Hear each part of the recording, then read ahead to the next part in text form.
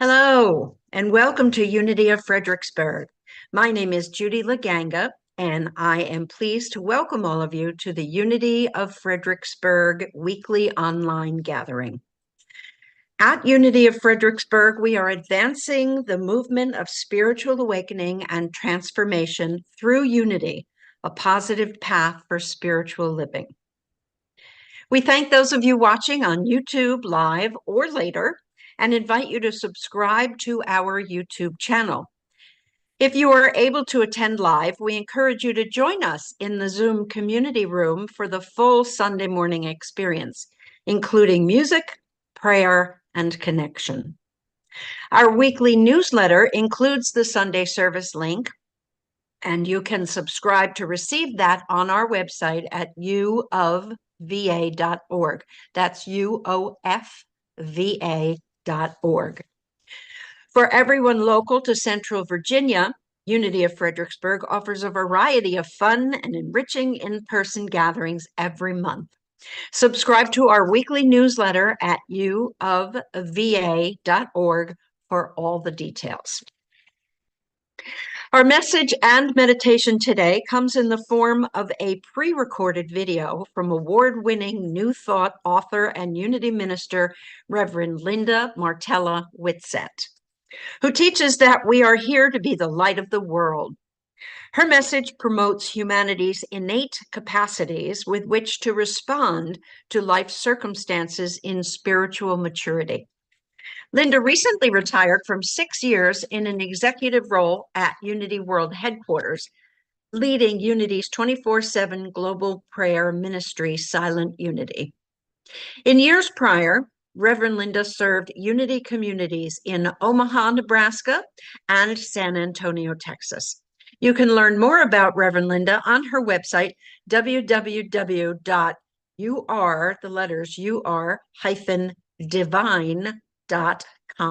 And now, here's Reverend Linda.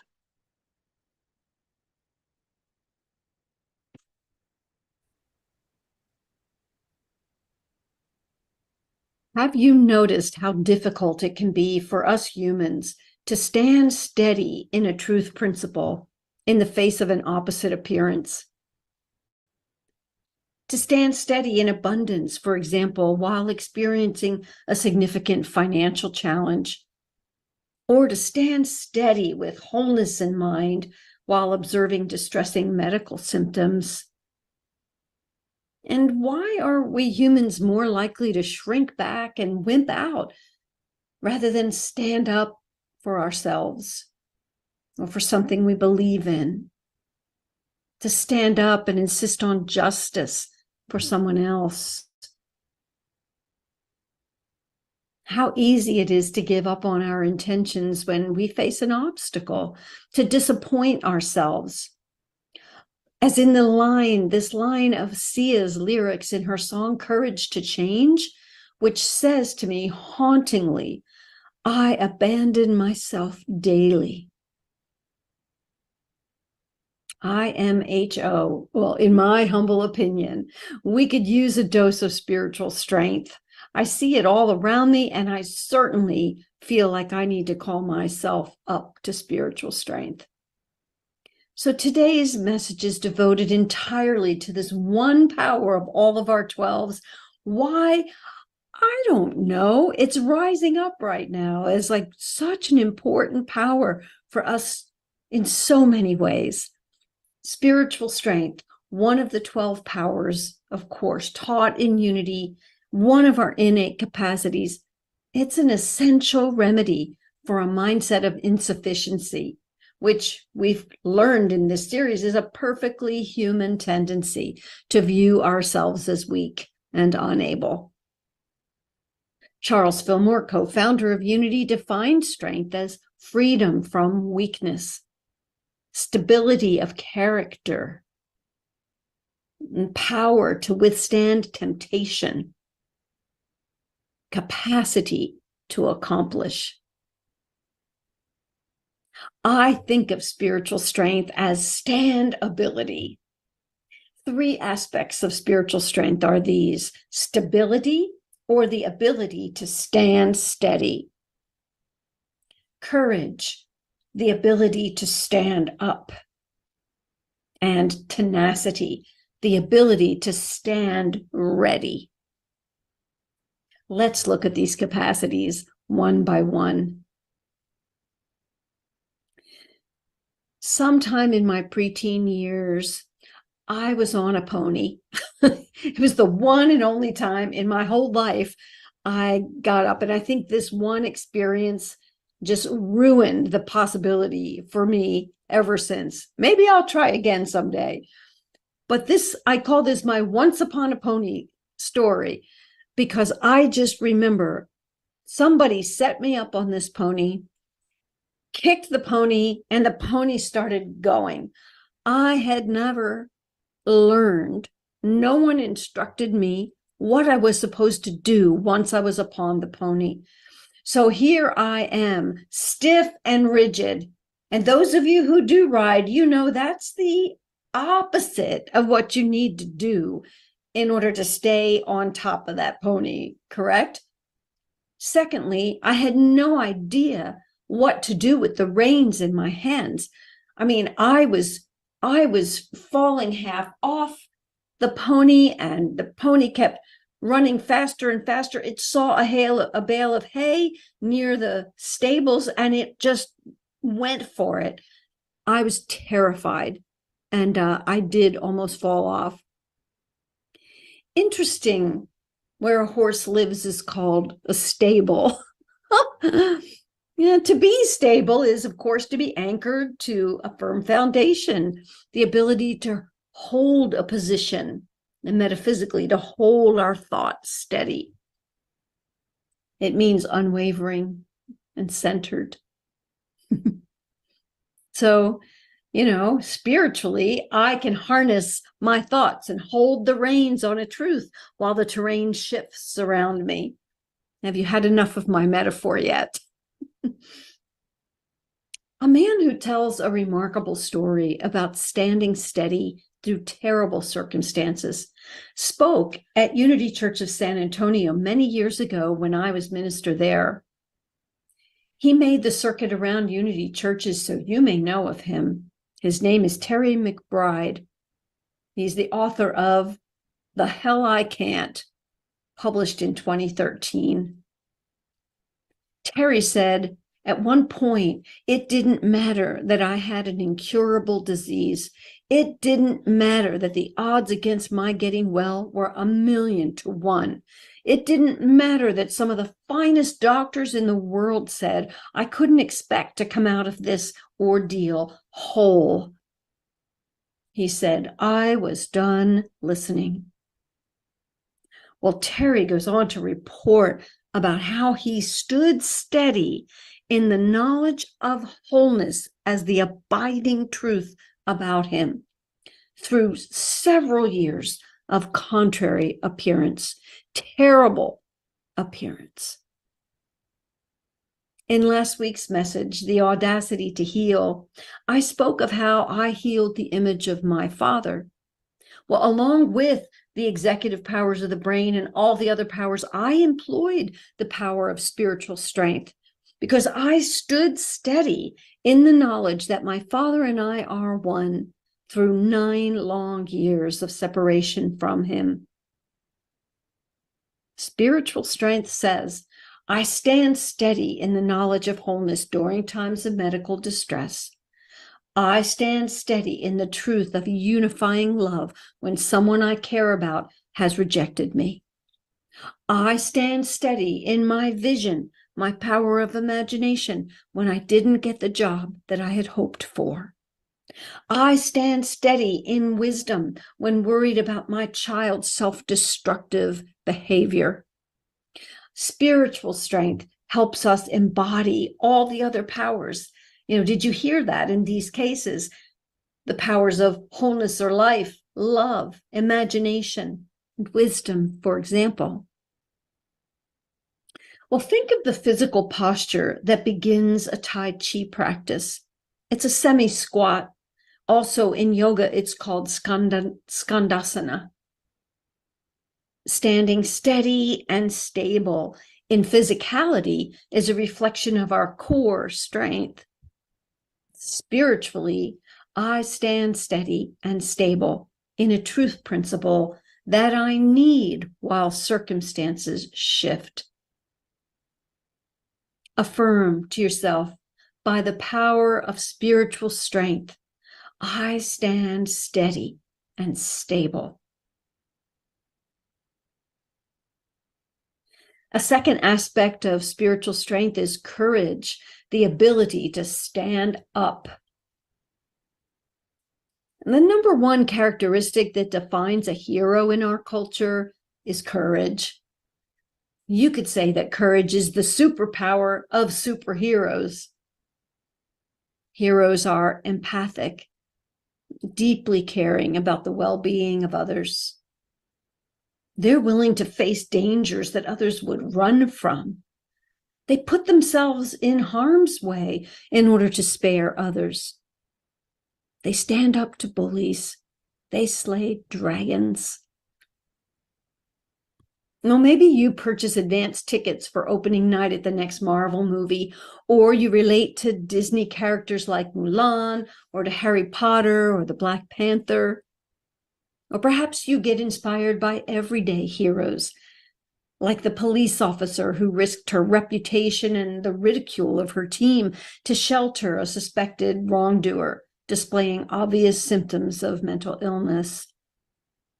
Or the off-duty medic who jumped into the flames of a burning vehicle to pull out the driver. We're especially moved by displays of courage that right wrongs.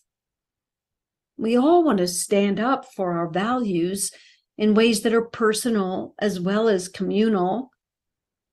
Courage is an inherent capacity, just like all our powers are. Spiritual courage underlies our ability to act courageously in time and space, to realize or make real our capacity to stand up. The proverbial dragon that you slay could be quite personal. It could be your overcoming a consciousness of sickness, or of poverty, or of worthlessness, or of distrust in relationships. Or you could focus innate courage on issues of justice, dignity, and opportunity that show up in your community, in the world around. Let me tell you about my daughter, Alicia. When she was in her late 20s, she was raised as a Unity kid, by the way.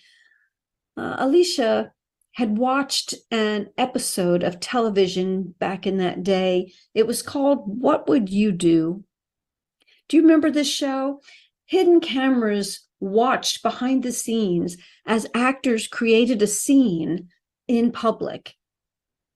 In this case, the scene that Alicia watched was of a group of boys on a street that all of a sudden, out of nowhere, turned on one of their group and started beating up on him.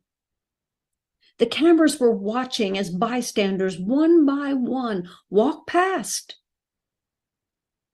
And the host of the show asked pointedly in the camera, "What would you do?" Well, Alicia was so disturbed by this question that she called me like in guffaws of tears.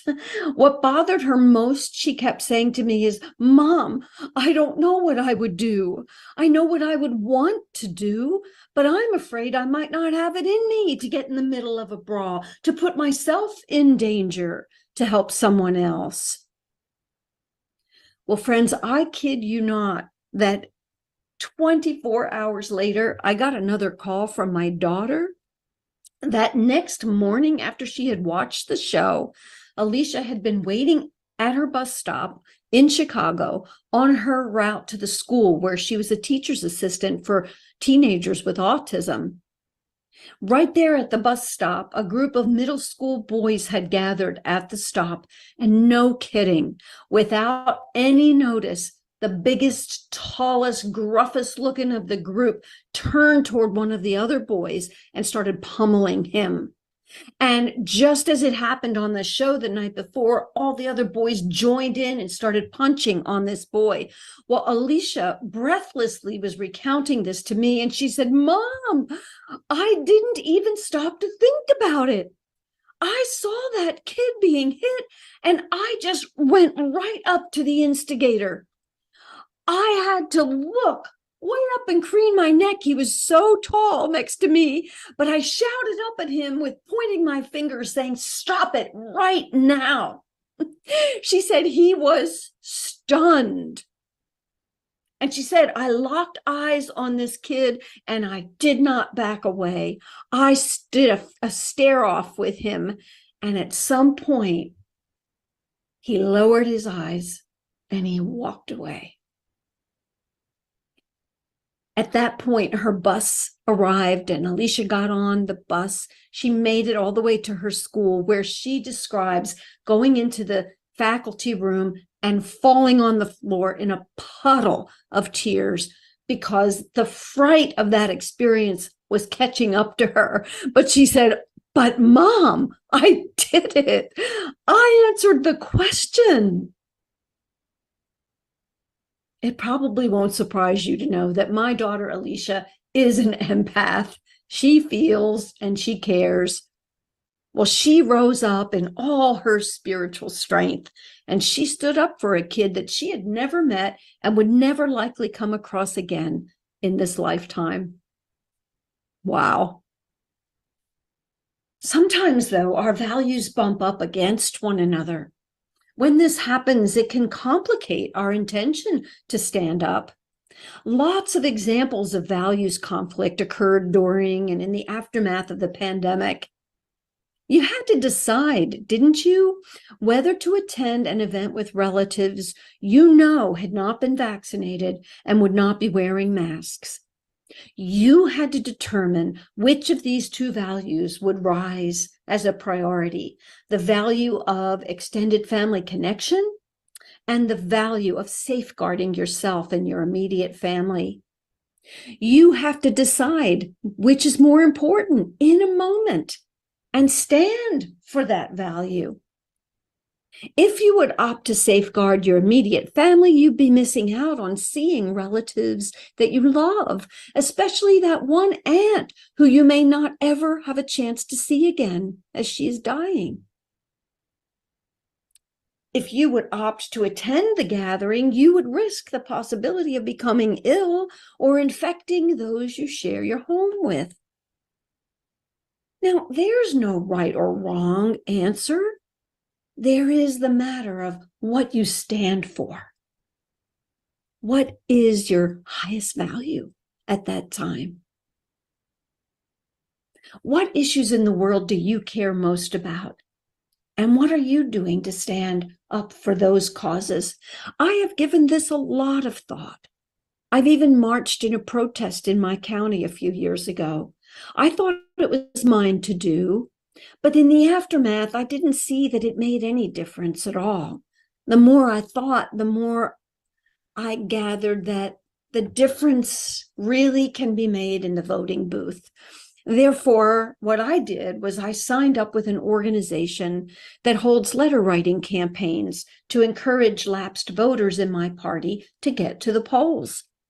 I write letters to people I will never, probably ever meet in person, in my state as well as in other states. I let them know why I vote, and I ask them to make their voices heard by voting. Because, I'm not the person to march in protest. I'm not the person to go door to door. I am a person who can write letters, and maybe a person who will drive people needing a ride to the polls on voting day. Only you can decide, what do I stand for? And in that which I stand for, let me stand up. Affirm to yourself, by the power of spiritual strength, I stand up. A third way that spiritual strength can be displayed is by keeping on, otherwise known as tenacity. Tenacity is our power to stand ready. So in 1953, a man named Norm Larson set out to create a water displacement formula.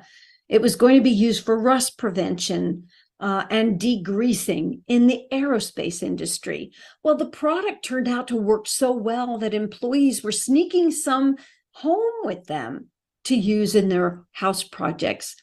Well, Larson took note of the effectiveness of this and began to search for ways to expand his business. And he decided to put it into aerosol cans for at-home use. 5 years later, the product ended up on store shelves and continues today to be sold in every hardware store. The product, WD-40. Where did WD-40 get its name? It means water displacement perfected on the 40th try. Now that's tenacity.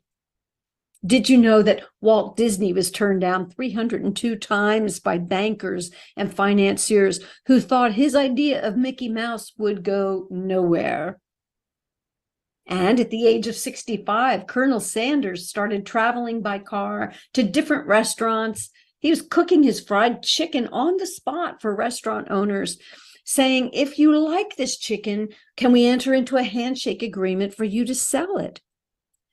Do you know he was turned down 1,009 times before the first restaurateur took him on? These, I mean, to me, they're heroes. These persistent, tenacious beings prove the maxim, if at first you don't succeed, right? Well, partnered with zeal's devotion and power's concentration, tenacity's stance can be graceful persistence. So think of it this way. I can hold graceful persistence, stand ready in a consciousness of wholeness, even while I undergo medical treatment. I maintain graceful persistence in cleaning up my own consciousness after a fallout with a relative. I maintain graceful persistence in imagining and planning for a major career move, even as the needs of my children or parents require me to delay executing that plan. Say to yourself, I am spiritual strength, standing steady, courageous, and tenacious. Let's take this idea to meditation as we meditate on our own capacity for spiritual strength. You know how to begin in your own posture for prayer. And let me invite you, maybe for this one, to get in touch physically with your power center for strength, right? And to do this, I encourage you to sit forward in your chair, like toward the front of your chair, feet spread shoulder width apart, and flat on the floor. As you slightly press your pelvis forward, you can see that lengthens your spine. As you keep your spine lengthened, now bend forward from the waist, not in the middle of your back, but from the waist, keeping your spine lengthened. And place your elbows on your knees. Fold your hands together at your chin and rest your head in your hands. I'm going to not stay in this position so that you can hear me. And stay in this position just as long as you can do it comfortably and yet still be at attention. As you steady yourself in this position, just make some micro adjustments as needed for your comfort, and so that your attention can be on the small of your back, your seat of spiritual strength, right where your back bends. So centering attention on the small of my back, I spread the spring green light of spiritual strength throughout my body. I open to that light of strength, to the truth of my magnificent capacity to stand steady, to stand up, and to stand ready. I recognize the principle of stability, of courage, of tenacity. These are my source powers. And every one of them is inherent. They are infinite and infinitely accessible to me at any time. So I claim that not only is spiritual strength accessible by me, it is me. It's my nature by right of my full humanity and full divinity. I claim and I am spiritual stability. I stand steady. I claim and I am spiritual courage. I stand up. I claim and I am spiritual tenacity. I stand ready. I am spiritual strength. Let's pause in silence for a moment to let that in, to integrate that I am fully human and I am fully divine with all the capacity of spiritual strength.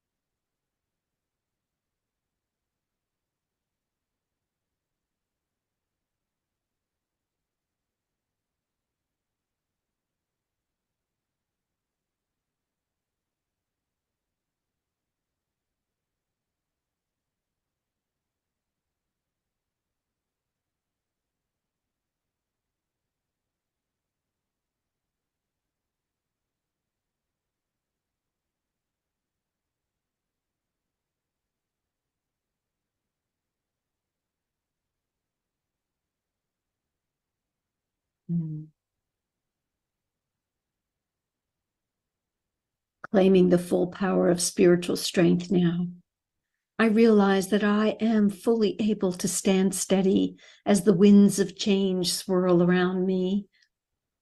I never have to be thrown or tossed about by shifting circumstances. I stand steady, spiritually strong. And I am able to stand up for my values, backed by zeal and spiritual power. I stand up, I speak up, and I am a force for powerful, constructive, evolutionary progress.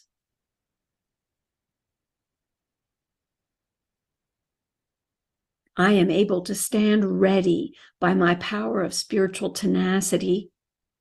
I never have to cave in the face of seeming obstacles, but I can stand ready, forward facing, persisting in the direction of my intentions. I am just filled with appreciation to know that whenever I perceive that I am weak, I can now declare with confidence the great truth of being, that all the strength I could ever need, that I am, it's mine. And I call forth strength from within me, appreciating my limitless power to stay strong in all circumstances. For this is the truth of being, and I have it in me. And surely the world could use a dose of my spiritual strength.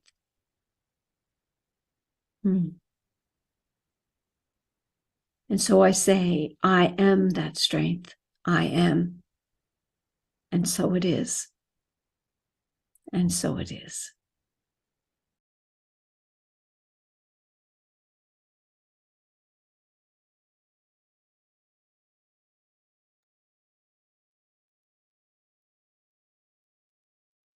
Thanks for watching the weekly broadcast from Unity of Fredericksburg. Visit our website, uofva.org, to learn more about our mission of spiritual awakening and transformation, and support our ministry with your financial donation. Thanks again for watching. See you next time.